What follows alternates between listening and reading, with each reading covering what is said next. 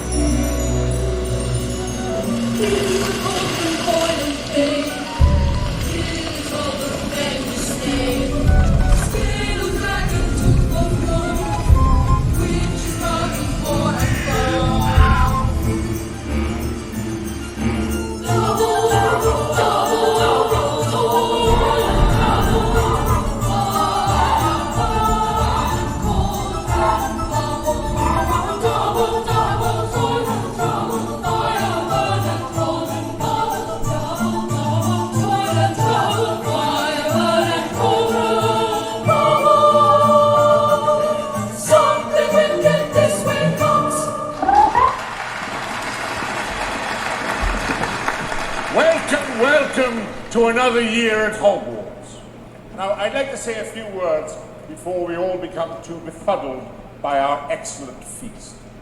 First, I'm pleased to welcome Professor R.J. Lupin, who's kindly consented to fill the post of Defense Against the Dark Arts teacher.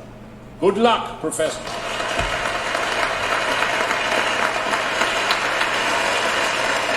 Of course, that's why you need to give me the chocolate, Harry. Potter! Is it true you fainted? I mean, you actually fainted. Shut off, Malfoy. How did he find out? Just forget it. Care and magical creatures teacher for many years has decided to retire in order to spend more time with his remaining limbs. Fortunately, I'm delighted to announce that his place will be taken by none other than our own Rubius Hagrid.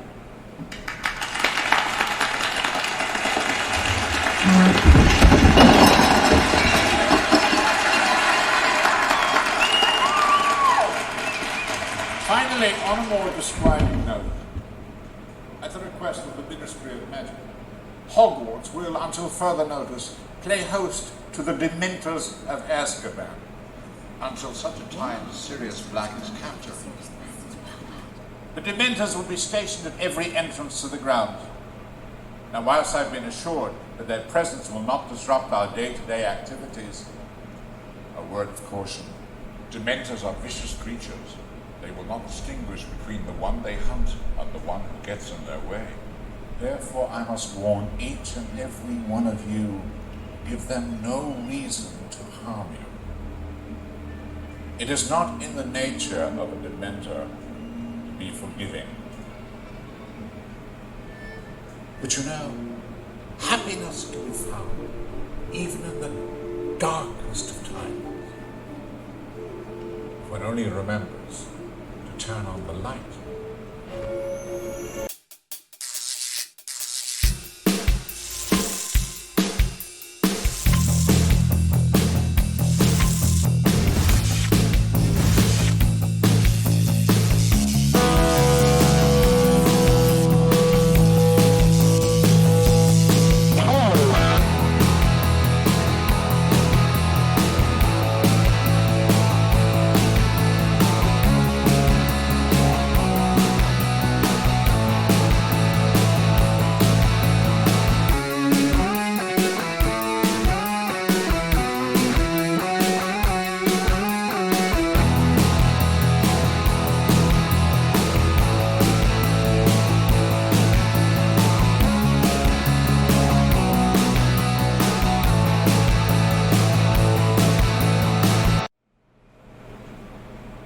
What's going on, ladies and gents in Cyberland? Coming back to you with another film review.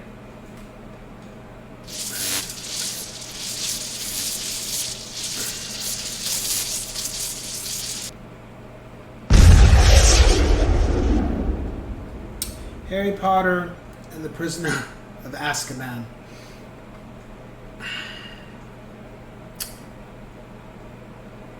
I remember when they finally said this was coming. I got really excited because now, at this point, I had read the first 4 books. So it was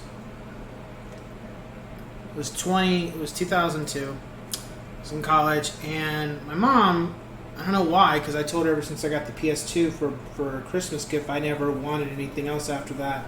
No other gift she could give me was gonna be that revolutionary besides a car, I think, after getting the PS2.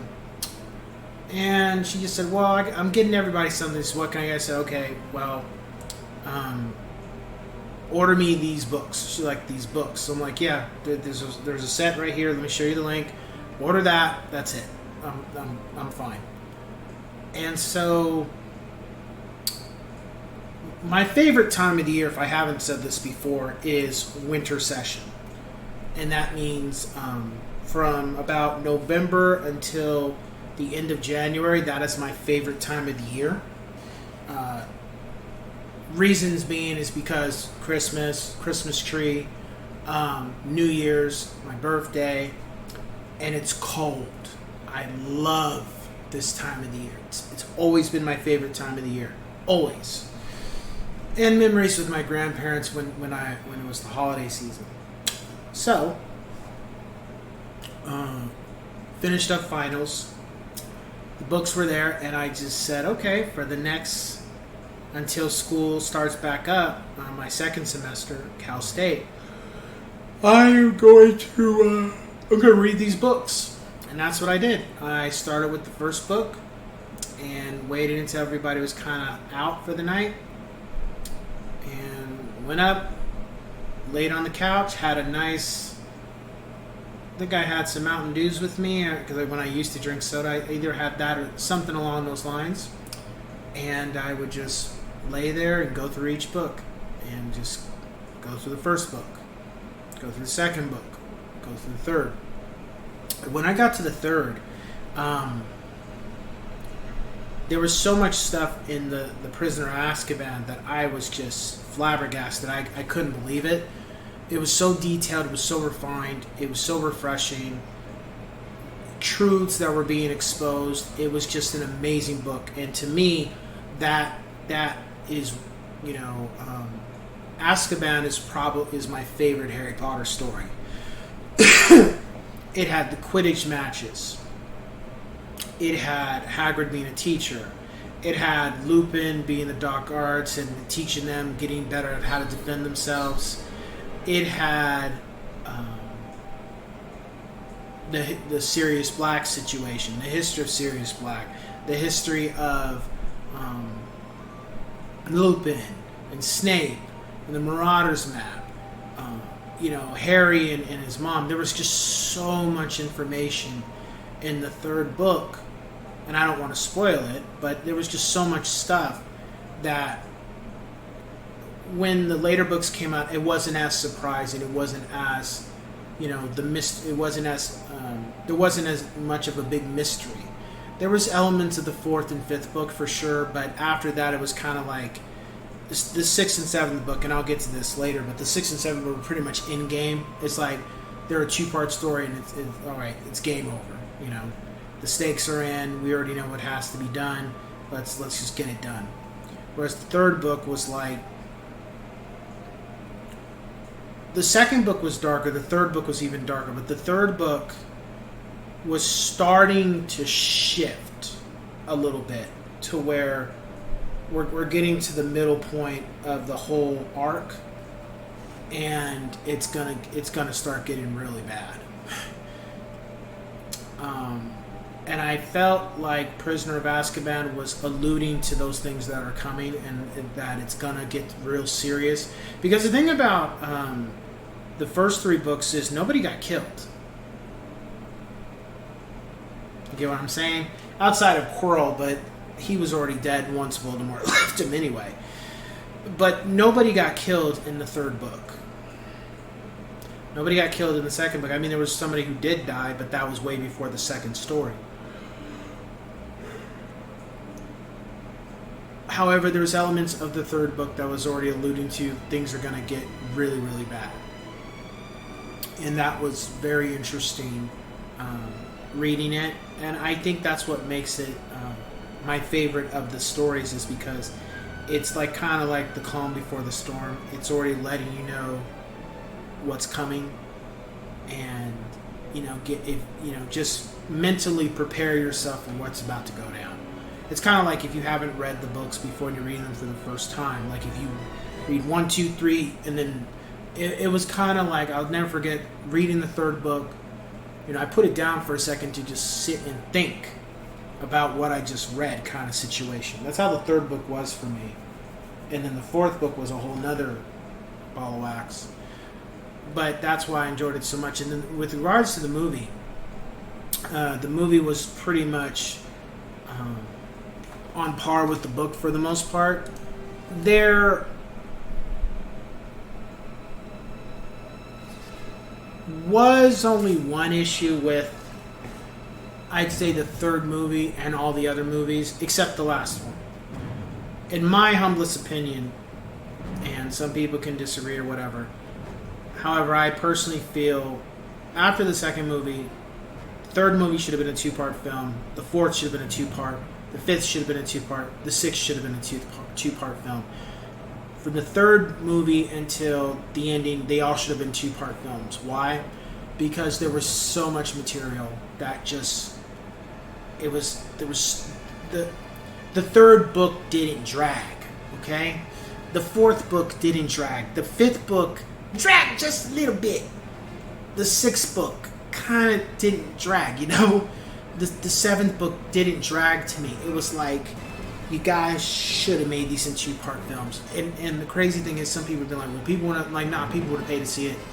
They would have saw them. They would have went in droves. They would have went every single time. Because when you really think about how long was it before each film was coming out, I really do think the public would have went and saw all the films. And then some, and then some. They would have made more money than what they made. But it didn't happen. It is what it is. I just felt that was the only drawback with the third, fourth, and fifth movies. And 6. My rating for the film is a 10 out of 10, yes, sirs. The one thing I did like about the third book too in the movie is that there was a change. The actor that played Albus Dumbledore passed away Richard Harris, I think. He passed away not too long after the second movie, so they got Michael Gambon, who's a great actor. They got him to pick up the reins and finish out the series. But the biggest difference was that the third years were wearing regular clothes now. They weren't just wearing. They weren't always wearing uniforms. I thought that was pretty interesting. And I don't remember if that was in the book, but it was interesting to see that. And also, you were seeing them mature a little bit more, just in their appearance, how they carried their hair, their emotions, how they carried themselves in certain incidents. That was interesting as well. However, I do feel like Malfoy is an ass, but he can kind of hold his own to an extent. I kind of felt like maybe they should have had more Malfoy in the third film than what was projected. He just didn't seem like he was in there as much until later. That was interesting, but I understand because it was one film. The other thing I really enjoyed was everything leading up to the end, and how the lies that were pushed were now being uncovered, being exposed. So that was interesting as well. Nothing I didn't like. Gary Oldman, when he came on the screen, he was amazing. Him when he wasn't in the film that much, but when he was on the film, he was great. He was the highlight of the movie for me, definitely. But also the history of Sirius and Lupin and Harry and Peter and and Snape, like that whole thing was really like it was really important piece of the film to me, and to the book too. So we saw the first and second movie, of course. Watched the third. I think the third is the best one. all the movies. To me, I think the third film was the best one, and I think it's the best book as well. So, yeah. So with that being said, I will catch you guys on the next one. Take care.